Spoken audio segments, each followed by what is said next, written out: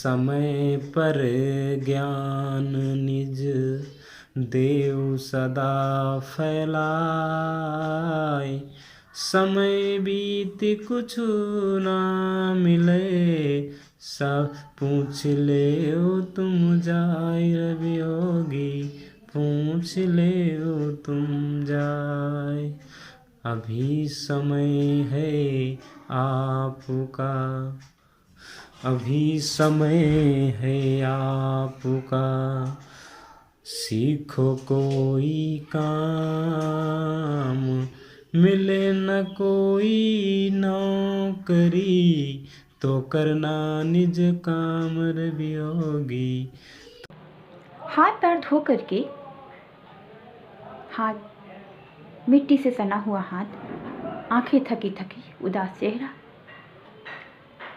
मन चिंता के कारण इतना थका था जैसे सिर पर पहाड़ टूट पड़ा। पिता एकदम चिंतित, अपने हृदय को दबाए हुए रामलाल पिता बहुत दुखी और चिंतित थे। रामलाल अपनी पुत्री के लिए वह ढूंढने के लिए घर से बाहर निकले। नमस्कार दोस्तों, मैं कवि विनोद कुमार वियोगी, डिग्गी बघौली हरदोई, उत्तर प्रदेश से आप सभी लोगों के सामने उपस्थित हूँ। वह आज के अपने दोहे जो आधुनिक समाज पर व मनुष्य को देखकर उनके बारे में जो विचार हैं वो मैंने एक दोहे के रूप में व्यक्त किए हैं। मैं आशा करता हूँ कि मेरे ये दोहे सभी को पसंद आएंगे और प्लीज़ इसे लाइक और कमेंट ज़रूर करें और मुझे बताएं कि मैंने जो लिखने का प्रयास किया वो बेहद कहाँ तक उचित है। और मैं आप सभी लोगों के आशीर्वाद को प्राप्त करूँगा और आप सभी का धन्यवाद भी करता हूँ। तो अपने मैं दोहे जो हैं वो प्रस्तुत कर रहा हूँ कि समय समय पर ज्ञान निज देव सदा फैलाए। समय बीत कुछ ना मिले, सब पूछ ले ओ तुम जाय। रवि योगी पूछ ले ओ तुम जाय।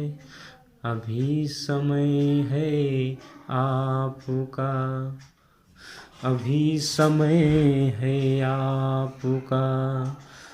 सीखो कोई काम, मिले न कोई नौकरी, तो करना निज काम। रवि योगी तो करना निज काम। मनुज मनुज को खात है, मनुज मनुज को खात है। मिटई मनुज का वंश, औजागर करुणाना है। विपत होई हर अंश, वियोगी विपत होई हर अंश। राजनीति एक रोग है, कि राजनीति एक रोग है। समझो सभ्य समाज, दूरी सदा रहो तुम। जाओ न कबहूँ पास, वियोगी जाओ न कबहूँ पास। मन भागे तन क्रस होय, मिलहि दुख अपार। और जाके मन में लोभ है, सुख न होई अपार। वियोगी सुख न होई अपार। नमस्कार दोस्तों, और ज़रूर मुझे बताना कि मैंने कहाँ तक लिखने का प्रयास किया। मैं सदा आप सभी लोगों का आभारी रहूँगा। आपका अपना कवि विनोद कुमार वियोगी। मैं अन्नपूर्णा मालवीय सुभाषिनी प्रयागराज से आज एक लघु कथा प्रेषित करने का शुभ अवसर प्राप्त हुआ है। अपनी रचना लघु कथा बिटिया का घर प्रस्तुत कर रही हूँ। हाथ पैर धो करके, हाथ मिट्टी से सना हुआ हाथ, आंखें थकी थकी, उदास चेहरा। मन चिंता के कारण इतना थका था जैसे सिर पर पहाड़ टूट पड़ा। पिता एकदम चिंतित, अपने हृदय को दबाए हुए रामलाल पिता बहुत दुखी और चिंतित थे। रामलाल अपनी पुत्री के लिए वह ढूंढने के लिए घर से बाहर निकले। घर में सभी माँ बेटी प्रतीक्षा कर रहे हैं कि पिता कब आएंगे। प्रतीक्षा में एक पल इतना बेसब्री से इंतजार कर रहे थे कि दरवाजे की खट से कुंडी की आवाज आती है और पत्नी बेसब्री से इंतजार करती हुई, आहट लेती हुई दौड़ करके कुंडी खोलती है, दरवाज़ा खोलती है। और जैसे ही वह कुंडी खोलती है, मैं उसकी पुत्री मैना हाथ में पानी लेकर के तुरंत पहुंचती है। कहती है, पिताजी पानी पीजिए। गुड़ ला करके देती है और उसे वो ग्रहण करते हैं। पुत्री के देखते ही रामलाल के अधरों पर अपनी पुत्री को जैसे पिता रामलाल जी देखते हैं तो उसके अधरों पर झूठी मुस्कान, थोड़ी सी मुस्कान आ जाती है और बनावटी मुस्कान बना करके चेहरे पर दिखाते हैं। उसके बनावटी मुस्कान चेहरे पर अलग सी दिखाई पड़ती है।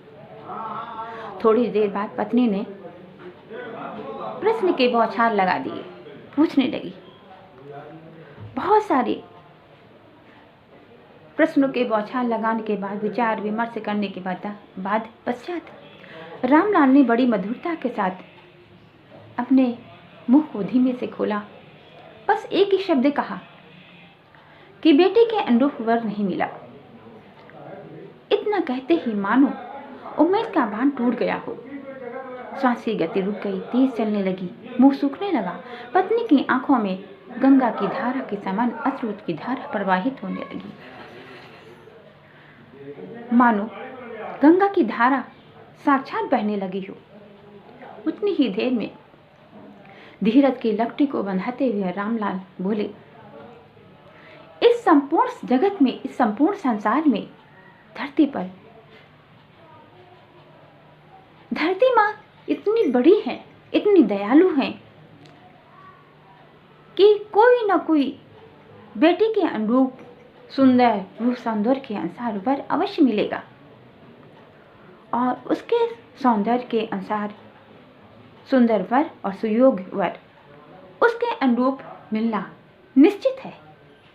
आप तनिक भी भय न करें, अपने मन को छोटा न करें, ऐसा कभी हुआ ही नहीं है। आप तनिक भी चिंता अपने मन में ना रखें, विचार ना करें। चिंता करने वाला तो ऊपर है, वो जो ऊपर बैठ करके हम लोगों की चिंता करता है और बैठे बैठे सारी समस्या का समाधान भी करता है। उसने इस संसार में हम लोगों को भेजा है।